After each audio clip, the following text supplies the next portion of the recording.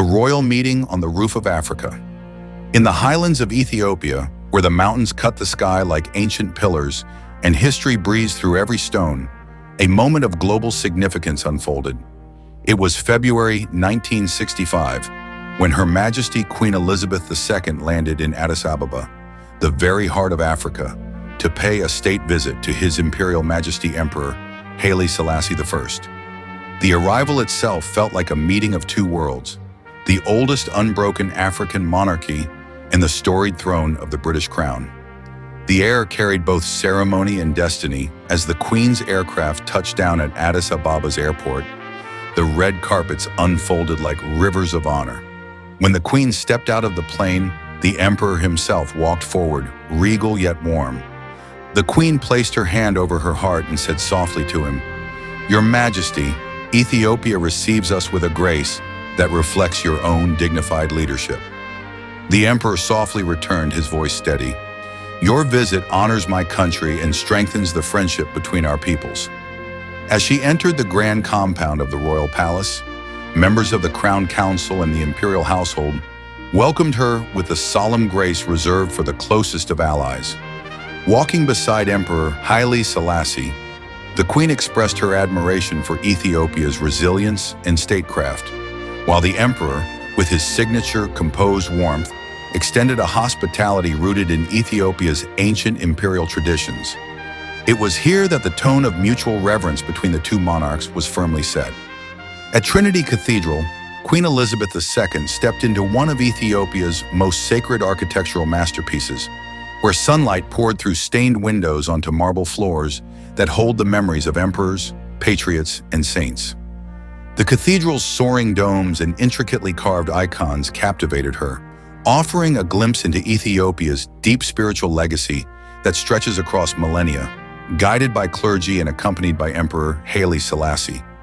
The Queen listened with reverence as the history of the Ethiopian Orthodox Church was shared, its resilience, its rituals, and its role in shaping the nation's soul. The moment became a cultural bridge, uniting two monarchs in appreciation of faith's enduring beauty. The Jubilee Palace became active in regal splendor for the state banquet held in the Queen's honor, beneath chandeliers that shimmered like constellations. The hall radiated warmth, elegance, and unity.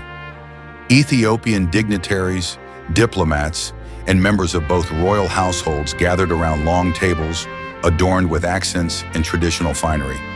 When Queen Elizabeth rose to speak, her words gracefully acknowledged Emperor Haile Selassie's leadership in Ethiopia's rising global voice. The Emperor's reply, steeped in wisdom and humility, echoed the shared respect between them. That evening, the Jubilee Palace transformed into a symbol of harmony. The Queen's visit to the serene expanse of Lake Tana offered her a glimpse into Ethiopia's natural majesty and spiritual depth. As she cruised along the waters, the cradle of the Blue Nile, she admired the peaceful monasteries perched on islands, repositories of ancient manuscripts and monastic traditions preserved for centuries. Here, nature and history merged into a single breathtaking panorama, allowing her to witness the sacred beginnings of a river that has shaped civilizations across continents.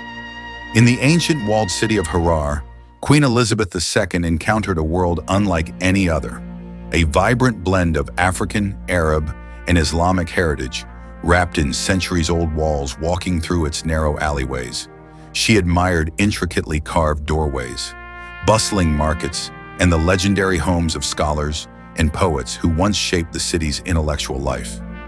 At the imperial banquet, where gold ornaments and ancient Ethiopian crosses lit the hall, and Queen Elizabeth rose to speak. Her words remain among the most inspiring statements made by a reigning monarch about the emperor. "Your Majesty, the leadership you have shown in Africa, in the world, and in the pursuit of peace is of the kind history rarely grants to one man. Ethiopia stands tall because you have given it your courage, your dignity, and your vision." The room fell silent, moved by the sincerity of her tribute. Emperor Haile Selassie replied with the humility he was known for. "The friendship between our nations rests not only on treaties, but on mutual respect. May our cooperation continue to light a path for others." The Queen later remarked to her delegation, "In Emperor Haile Selassie, The world sees a sovereign whose influence far exceeds his borders. His wisdom enriches the councils of nations. When Queen departed Ethiopia, the farewell ceremony mirrored the grandeur of her arrival. The two monarchs stood side by side as cannons roared in salute.